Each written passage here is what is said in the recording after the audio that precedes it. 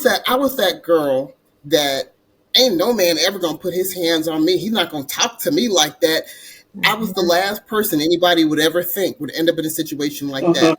I never thought I'd end up in a situation like that. I Mhm. ignorantly thought that, oh, battered women syndrome. I didn't believe in it. I felt like that was for the weak, Mhm. Mhm. and I never considered myself to be weak. But you don't know what your mind is going to go Yeah. through when you enter a relationship with somebody and you're struggling with compassion for this Right. person, Mhm. love for this person, Mhm. because they're not. Mhm. If they were all bad from the beginning, you would have never got with them. Absolutely. So there Right. obviously was Right. some good there. There was something that Right. led you to fall in love with this person, to want to start a life with this person, and Mhm. and be all these things. But then when they start bucking up on you, you start bucking up Mhm. back. And you're like, wait a minute, you're not going to put your hands on me. They start swinging, you start swinging. Mhm. Now you're throwing, you're going to blows with each other, Mhm. and it's getting out of control. Yeah. And a lot of Yeah. times with men are very ego driven. Very. So when their ego gets hurt, especially if you Mhm. start, when it's a physical fight and you start fighting back and you start getting some licks in, that ego driven response can lead to this just a lack of impulse control, especially, and then when you're dealing with somebody who may have issues with maturity PTSD. and control as it is Mhm. now, or you have a personality type that, hey, if you do something to them, they want to go 10 times as hard on you to get back at you. So Mhm. now things are really, really Mhm. escalating and Well, they're escalating. not fighting you like a man at Yeah. that Now, point. right now you're fighting. Now they're Okay, fighting you like you're a man. Yeah. then yes, they're fighting you like you're a man. Yeah. You choose now. In my situation, I'm like, you know what? This is wrong.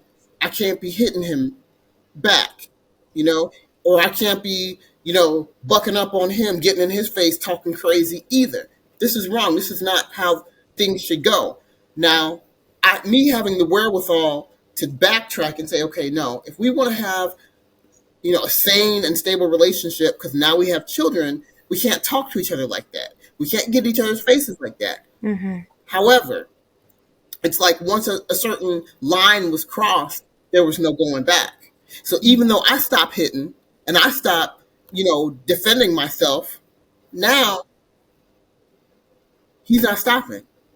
Now he's still going ham. Mhm. Now it's still escalating. And most of the reason why a lot of people end up getting killed is because heat of passion. Doesn't They don't know when to stop. And Mhm. Yeah. then when you were talking about how he's drinking, he pulled out a weapon. Mhm. That could have easily been my situation. Thank God I didn't get any weapons until way after I left him, because I already knew I cannot have any weapons around you. I will. One Mhm. of us is going to end up dead.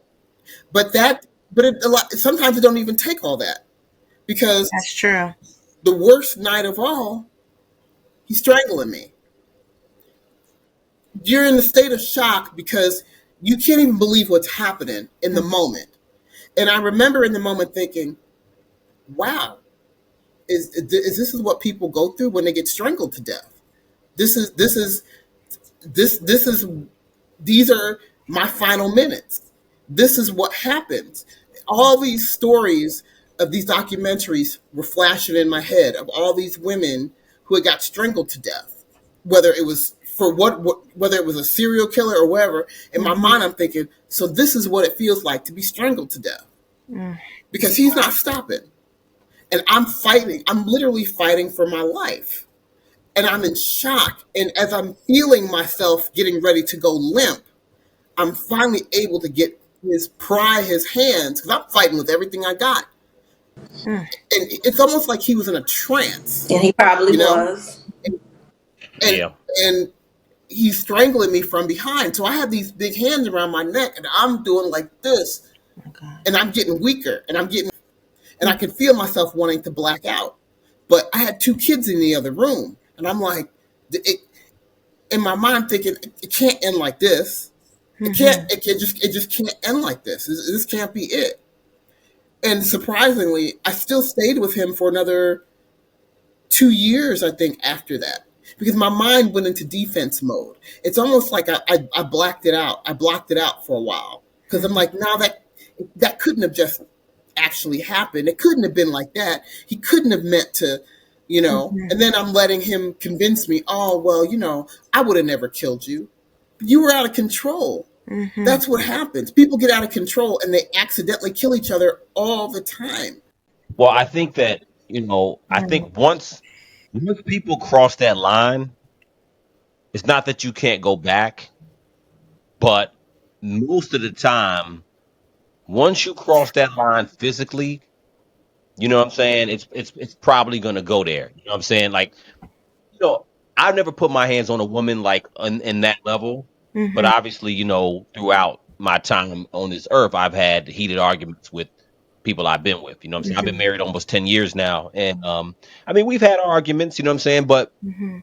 I never had the I never had the Absolutely. urge to like to smack, to smack or punch a woman. It just don't Mhm. make sense for me Mhm. personally. I think that if I'm mad on any level, I'm just gonna leave it alone. You know what I'm saying? Like Mhm. that's kind of how I'd say most men are. Mhm. But Hmm. there are men who can't control how mad they get. You know what I'm saying? And they Right. will look at a woman like a man. They'll look at you like a dude, and Mhm. they will cross that line. I think once that line has been crossed, it's unlikely that you're gonna come back at that point. True. Right. Not only So, that, Right. it's just that a lot of men that are abusers, like she said, or you might have said it, they watched their parents be abused, or they saw their mama right. be abused. And Mhm. because their dad did it and their mama didn't stand up for herself, or their stepdad did it to their mom, and they watched that over the years, and they probably was abused by their parent, they become Hmm. abusers and they recycle that foundation. And it's Mhm. Yeah. it's sad Mhm. because it's just like something that keeps going, because if, Yeah. if if Right. you see that as a kid, then now you're doing it to somebody else's mama, and then they see that as a kid. You understand what I'm saying? And then Yeah. Yeah. Right. some people might think it's okay to be abused because they saw their Yep. mama being abused their whole life, and they Yep. look up to their mama, and they're like, okay, well, my Yep. Right. mama allowed this man to do this, or my mama allowed him to do that. That's the same thing like with molestation. Unfortunately, if men do that to women's kids, a lot of people don't speak up about it, and it Mhm. just it, it, 100%. it Yep. just It, Yeah. recycles itself, and it just keep going and Mhm. keep going. And it's like, how do we reach people and be able to talk to people to get them to stand up for themselves and leave that situation, you know what I'm saying, or Yeah. turn